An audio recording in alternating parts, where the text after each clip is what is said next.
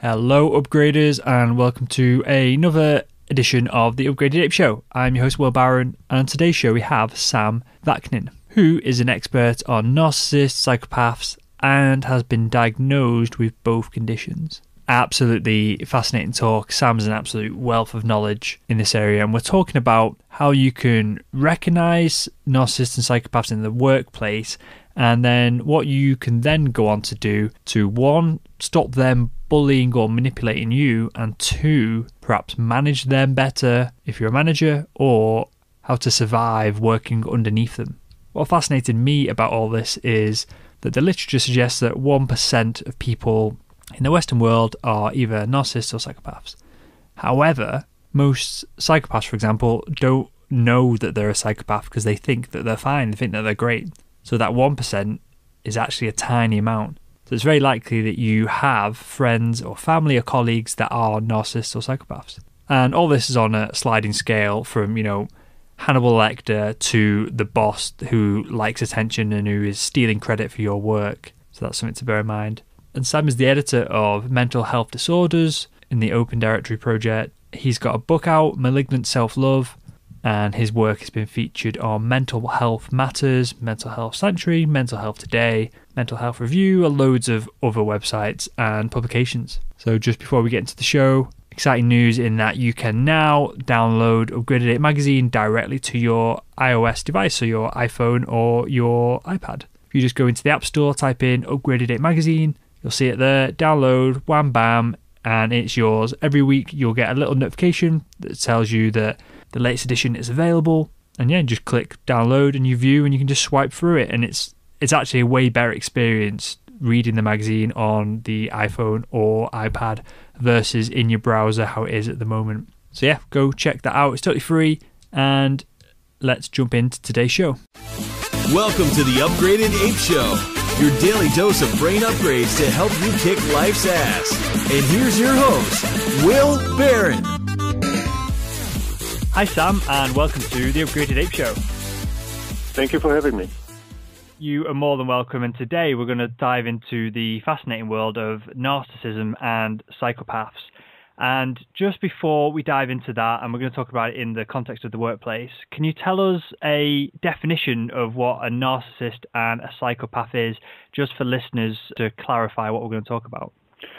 The distinction between narcissists and psychopaths has gradually become more and more blurred. And today it is thought that a psychopath may be simply an extreme form of narcissist. Psychopaths are more prone to antisocial behavior, including criminal conduct. They are less empathic than narcissists, if at all possible. They are more centered on their benefits, on tangible benefits that they may derive from people and from situations, anything from sexual favors to money to the accumulation of power to the exercise of power, etc., etc. Psychopaths are also a bit more enamored, a bit more addicted to inflicting pain on other people. They find it pleasurable, and some of them even find it funny. Narcissists are a mellowed version of a psychopath. They also lack empathy, they are exploitative, but they are addicted to input from other people, input which we call narcissistic supply, which essentially is attention, whether positive or negative. Narcissists, of course, prefer admiration and adulation to notoriety, but if they cannot obtain the positive kind of attention, then they would definitely go for the negative kind of attention. So while psychopaths are stand-alone units, they are totally autonomous and they are not reliant nor are they dependent on anyone for anything. Narcissists are.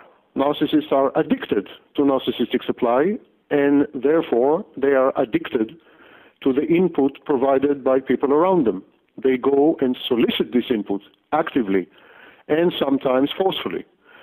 So these are the distinction between the two types, but both of them are callous, ruthless, disempathic, emotionless, and pretty terrifying. Okay, well, before we dive into how to spot these people and whether it's good or bad in the sliding scale of how narcissistic and how psychopathic you can be, can you just tell us, Sam, a little bit how you got involved in this world in the first place? Well, I've been diagnosed with both. I'm a narcissist and a psychopath. And having confronted my own diagnosis multiply, I've decided to delve into the issue.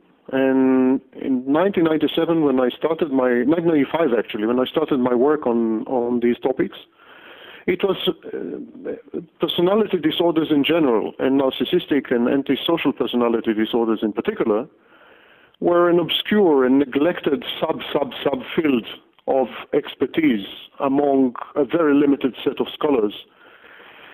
Narcissists and psychopaths are very hateful and difficult patients. They do not yield to authority, nor do they improve with treatment. So they are very disappointing and resilient subjects, both for study and for therapy. And so psychiatrists, psychologists, and therapists tend to avoid narcissists and psychopaths.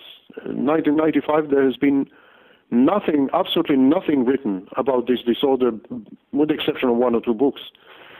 And so I had to I have to start everything from scratch. And I've spent the last 20 years studying both disorders, coming up with a vocabulary that is widely used today, actually, and suggesting insights, some of them accepted, some of them rejected, with regards to these two afflictions. I have written several books, the most well-known of which I believe is Malignant Self-Love, Narcissism Revisited. But I've written other books as well about personality disorders. And I have corresponded and observed thousands of narcissists, people diagnosed officially with narcissistic personality disorder, and with hundreds of thousands of family members, neighbors, colleagues, bosses, co-workers, you name it. So by now I probably have, it would be safe to say that I have the largest database with regards to these aliens among us. For sure. That's fascinating, Sam. And one question that comes to my mind listening back to you then was, how and why did you go to get a formal diagnosis in the first place? Is this something that you'd noticed the traits of narcissism and psychopathy in yourself, or had someone else mentioned them to you? I've been coerced twice into evaluation. Once by my then fiancé, who had the wits and the intelligence to bail out. And second time in prison, I did time for securities fraud. And as a condition for parole, I had to commit myself to psychiatric evaluation. So on both occasions, the verdict of narcissistic personality disorder was rendered in conjunction with one or two other personality disorders. And then about 4 or 5 years ago, I participated in a documentary titled I, Psychopath, in which quite publicly I was diagnosed with psychopathy. They used a test called the PCLR, a test concocted by one Robert Hare.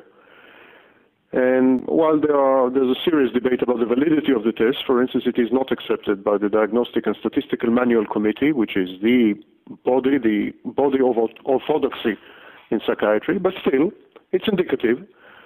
And so it would be safe to say that I'm a psychopathic narcissist after all these luminaries have poured over my record and myself multiply.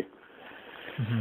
But I've been coerced into it, and that's an important question actually what you've asked. I've been coerced into evaluation and coerced into treatment and therapy. You see, prior to being confronted with my diagnosis, I was completely unself-aware. I would have found it pretty funny had you suggested to me that something's wrong with me. I would have thought that you are dim-witted. I would have ascribed pernicious and paranoid motives and motivations to you for having said it, for having suggested that something's wrong with me. I would have blamed everyone and anything for my misfortunes and defeats and so on. And we call this whole thing alloplastic defenses.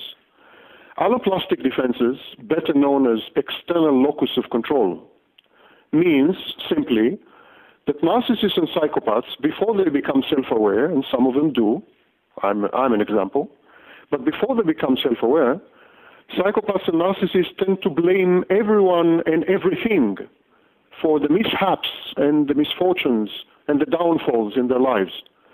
They can do nothing wrong, nor do they ever do anything wrong. Everyone else is to blame. The boss is envious of them. Their co-workers are jealous of them and undermine them. No one appreciates them properly. The universe is badly designed. God is to blame. Society, the increasing stupidity of the populace, you name it. The waiter, the cabbie, everyone, with one exception, the narcissist himself. And this is called alloplastic defense, a defense mechanism which shifts the blame and the responsibility and the attendant guilt feeling to the outside in order to avoid an inner conflict. I think we all know people who don't accept blame themselves and blame other people for things that are going on in their life and struggle to take responsibility. But what percentage of the population are actually, I guess, clinically narcissists or psychopaths? Is this a big amount, or is this a very small minority? According to the latest edition of the Diagnostic and Statistical Manual, published in June 2013, last year, about a year and something ago, about 1% of the population would qualify as suffering from narcissistic personality disorder. But this is obviously a massive underestimate. And the reason that it is an underestimate is that narcissists rarely subject themselves either to psychological testing or to a therapeutic setting. So it's very difficult to come across narcissists in a scholarly environment or in a therapeutic environment. And so narcissism is heavily and massively underestimated. Not so psychopathy. Psychopathy or antisocial personality disorder, I believe, is pretty well measured. The prevalence and the incidence of antisocial personality disorder, I believe, is accurately reflected in the literature. And the reason is very simple. Many psychopaths end up in jail, end up in prison. So there they are subjected to compulsory evaluations, assessments, and sometimes therapy. Indeed, Robert Hare, the father and mother of the modern study of psychopathy, is actually a prison psychiatrist. His bulk of his career he had spent in prisons where he studied this population. But narcissists are a lot more insidious, a lot more stealth, a lot more. They act by proxy. They are great. They have great thespian skills. They're great actors. They know how to adapt themselves so that they appear to be socially acceptable pillars of the community. Indeed, many of them climb up the corporate ladder, or politics, or show business, or the judiciary, or law enforcement, or the clergy, and end up in positions of authority. Sam, let's dive into that a little bit further then, because that 1% that you said was an underestimate. I thought that was quite a high number, yes, not knowing as much about it as you, obviously. And 1% would suggest that most people would definitely know someone who's narcissistic, but if it's higher than that, then it's likely that either family members or definitely people that you work with, if you work in a big organization, are going to be afflicted with this. So if we look at a stereotypical organization now, so they can relate this to their workplace, are we talking about management that are more likely to be narcissistic, or is it likely to be the CEOs of company, or is it salespeople? Is there a specific part of the company that tends to have more narcissistic people than others? With your kind permission, before I answer your question, I would like to make two comments. One, narcissism is only partly a mental health diagnosis, a mental health construct. It is equally influenced by culture and society. It is what we call a culture-bound syndrome. Mm-hmm. It tends to increase in societies which are narcissistic or which reward narcissism. So societies which would place emphasis on individualism, on ambition, on trampling on other people, Darwinistic societies. Societies which would emphasize competition and ruthlessness and so on and so forth would tend to reward narcissists. And in these societies, people would become narcissistic. Indeed, there is a suggested diagnosis by Professor Millman of Harvard University situational narcissism, narcissism which is provoked and engendered by circumstances. So this is comment number one. In societies such as the United States, for instance, countries such as the United States, it would stand to reason that narcissism is more prevalent, more visible, and more widespread than in, let us say, Japan, which is a collectivist society. That's one thing. Second comment I would like to make: narcissism or pathological narcissism is rarely diagnosed alone. It is usually comorbid. In other words, it's diagnosed with other mental health disorders, mood disorders, other personality disorders, and so on. So one comes across narcissists whose main complaint or whose main syndrome or symptom is not narcissism. Prime example would be borderline personality disorder, which is extremely accentuated narcissistic dimensions. So narcissism is not an isolated phenomenon. I think a good case can be made that pathological narcissism is the foundation of myriad other mental health problems. So these are the two comments. As to your question, narcissists tend to gravitate towards positions of authority because there they can exercise power and extract, not to say extort, narcissistic supply, attention, adulation, admiration from their surroundings, human surroundings. They need this input of narcissistic supply. It is both a drug and fuel to their machinery. In the absence of narcissistic supply, they crumble and go to dust. So they would tend to gravitate to these positions of authority. But if they fail to reach these positions, they would opt for second best. And second best is to become minions and sycophants and fans and admirers and followers and subscribers to those in power. So you can find them actually most represented in these two positions, either as the figures of authority, imposing authority on others and thereby enhancing their own feelings of omnipotence and grandiosity, or by serving as satellites, as extensions of people. Hello? Mm-hmm. Yeah, you're still there. As satellites or extensions of people in positions of authority, and thereby deriving their narcissistic supply by proxy, if you wish. Indeed, the second type of narcissist that I've just described, the satellite or the extension, is known as covert narcissist or inverted narcissist. It's a narcissist who is very much like the moon. He shines, but with reflected light.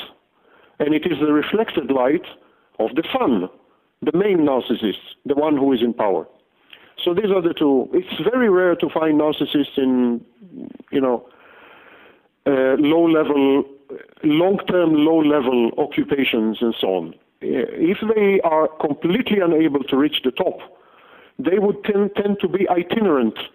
They would tend to be desultory. They would tend to hop from one job to another, from one position to another. They would change 40 careers in the span of 20 years, attempting to reach the top somewhere, somehow. From then a business and workplace perspective then, what traits do narcissists have that are actually positive for the business? Because it seems like some things like if you're willing to trample on others to get to the top, that might not be necessarily positive. But if you're willing, if you know that the reward in attention is there at the end, you might be willing to put in way more work than someone who isn't potentially narcissistic. Is that about right? Intuitively, it sounds right. But the correct response is counterintuitive. Pathological narcissism is never, ever good for business. Now, what I've just said is not accepted by some scholars, such as Kevin Dutton and others, Macoby.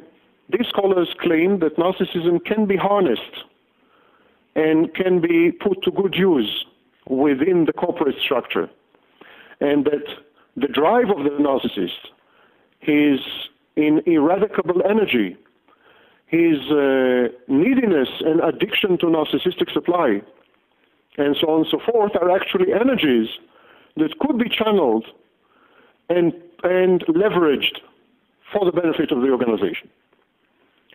And that is a serious mistake in thinking, and a serious misrepresentation of case studies. Narcissists are very good as entrepreneurs. They are charismatic usually. They are intelligent. They are driven. They have clear goals, and they motivate people around them, either in the form of a cult-like setting, or in preferring a vision, a common vision, and we call this shared psychosis, kind of a hypnotic, psychotic state into which everyone else buys. Mm-hmm. And so they are good at inducing these pretty pathological states.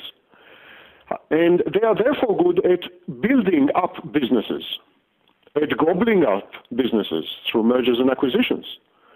They are very good at creating teams, putting teams together on condition that they are, at the helm, and they are the chiefs of these teams. They are very bad team players, but they are very good team builders, and so on and so forth. However, narcissists invariably implode. Ultimately, all narcissists, without a single exception, are self-destructive. They would put 20 years into a business, they would build it up into a global conglomerate, but then their self-destructiveness will come into play, and it will all come tumbling down. Why narcissists are self-destructive is perhaps outside the remit of this program, but it is a given. Narcissists are self-destructive in a variety of ways. They're very inventive. They're very inventive in the way that they extract narcissistic supply from people, and they are equally inventive in the ways in which they self-destruct, implode, and ruin everything and everyone around them. But they invariably do. Perhaps an excellent example would be Adolf Hitler. Adolf Hitler, who was remote diagnosed as a narcissist by Erich Fromm, a prominent psychoanalyst, Adolf Hitler has succeeded to build out of the ashes and the ruins of the First World War, having appeared on the scene, having burst on the scene literally from nowhere, and with zero credentials and achievements to his name. This nobody succeeded to put up together a formidable war machine involving an empire the likes of which the world has not seen since Alexander the Great. Now, and he has done all that in less than a decade. Yet we all know how it ended. So they are great in the phase of construction. Unfortunately, they are also unequaled in the phase of destruction. So I've mused about Adolf Hitler before, and this is a slightly going off topic, I guess, from the business world. But I've thought and contemplated that perhaps if he hadn't done and gone into the role that he did, because obviously he was an artist beforehand, and he could, from some things, he could have been an entrepreneur, he could have been anything. Are you suggesting that whatever he'd done, even if it had been for the good of mankind rather than, what he did end up doing, that it would have imploded eventually? Now, first of all, for a very long time, everyone thought that he was acting for the good of mankind. I can show you adulating and fawning articles in the British press about Adolf Hitler, not to mention the American press, well into the late 1930s. So his posthumous assessment as a monster is Victor's history. Throughout most of his life, he was not considered a monster at all. He was considered a fresh political talent with innovative, courageous ideas, a rebuilder of his own nation, a reconstructor of the space of Europe, and so on and so forth. It is only when in 1940 that the image has changed. But yes, the answer is yes. Whichever field he would have entered, whichever endeavor he would have embarked upon, it would have ended up the same. All narcissists do. All of them do. From Enron to the Third Reich. They all do. Okay, so let's put this into context for the listener then. Listeners listening, they work in the corporate environment and their boss fits perfectly to the role and the aspects of a narcissist or a psychopath, which we just talked about. They are constantly claiming that the subordinates' work are theirs. They're taking potentially advantage of them in different ways. What is the best way to deal with this situation if you know your boss is a narcissist? Is there a best way to deal with it, or is the best way to move to a different place within the company and have different management? Well, best, using the word best is a bit misleading. Best to whom, in which circumstances, depending on one's character as well. The best way is to adulate, admire, adore visibly, volubly, and repeatedly your boss. Brown nose, if you wish to use a less savory phrase. So that's the best.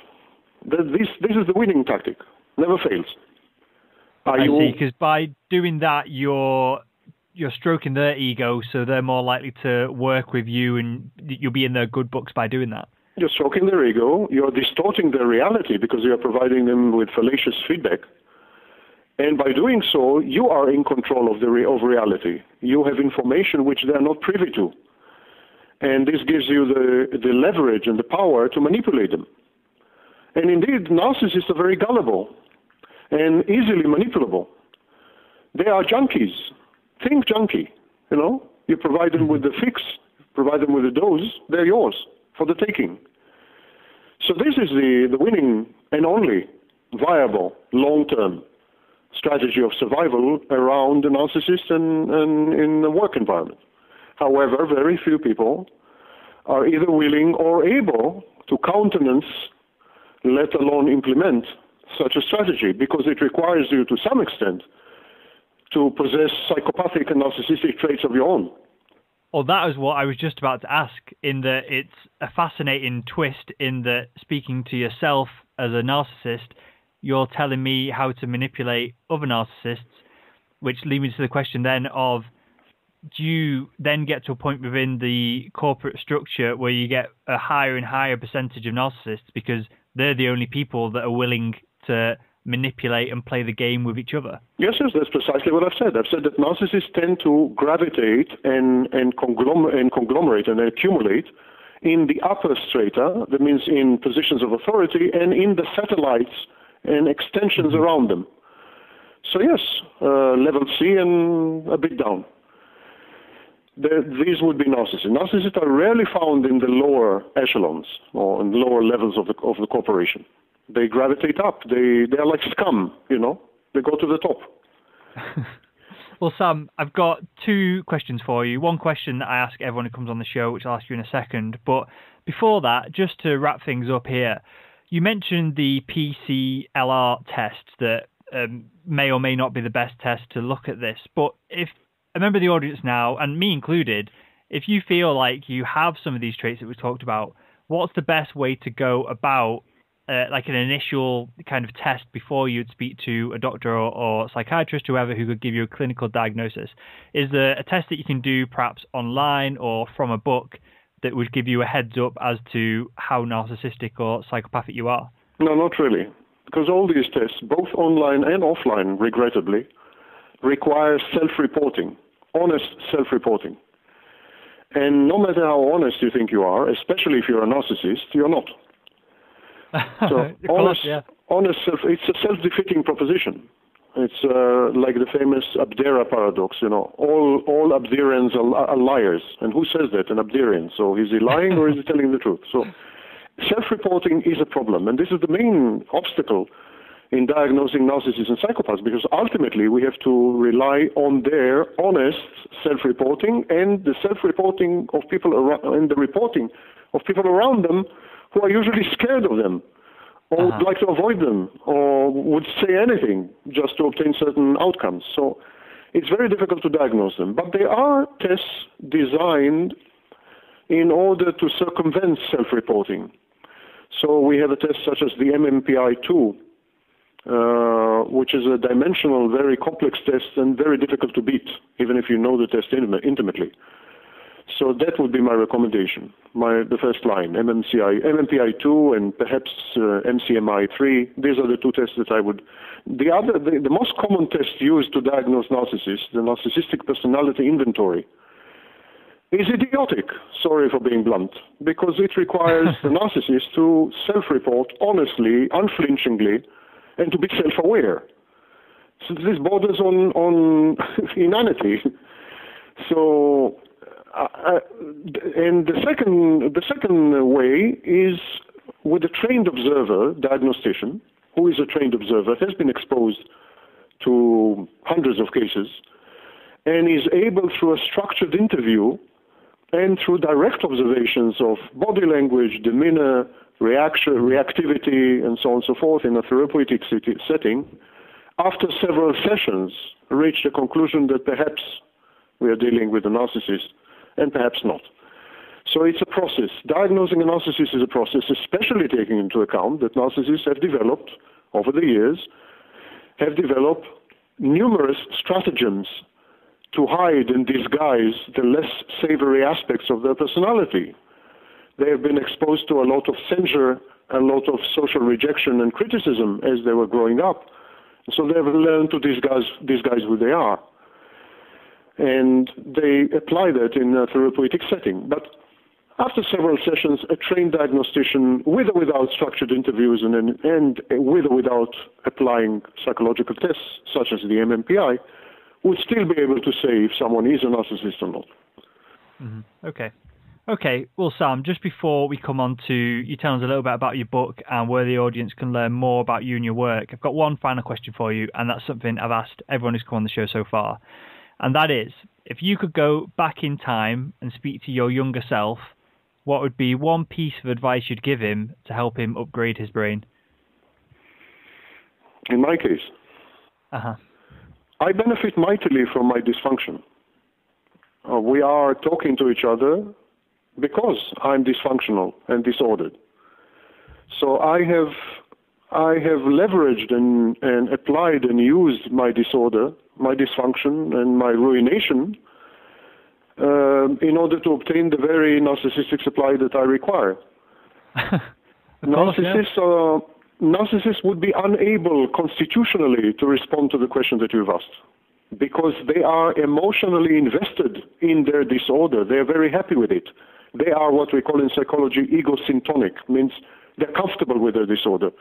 They aid and abet the disorder, and the disorder aids and abets them. It's a partnership, a symbiosis. So nothing's wrong with it. Nothing could ever be wrong with it, retroactively or prospectively. Amazing. Well, Sam, your insights are absolutely fascinating to me. And thank you. Do you want to just tell us a little bit more about your book, Malignant Self-Love, where we can find it, where we can bind it? Yeah, sorry. Malignant Self-Love, Narcissism Revisited is available, of course, via Amazon and Barnes & Noble. I think your first stop, if you want to get acquainted with my work and more generally narcissism and psychopathy and so on, the first stop might well be in my YouTube channel. That's Sam Vaknin, my name, SAMVAKNIN. So youtube.com/Sam Vaknin. There are well over 300 videos there, and I believe you'll find your match. And then my book, Malignant Self-Love, Narcissism Revisited, Amazon, Barnes & Noble, and my website, which is narcissistic-abuse.com. Just type my name into Google. I'm sure you'll come up with some results. Well, Sam, I really appreciate your time today. It's been absolutely fascinating talking to you, and we'll link to all of them in the show notes at radio.upgradedape.com for anyone who is in the car or at the gym at the moment. And Sam, I just want to thank you again for your time today. Really appreciate it. And thank you for coming on the Upgraded Ape Show. Thank you for having me.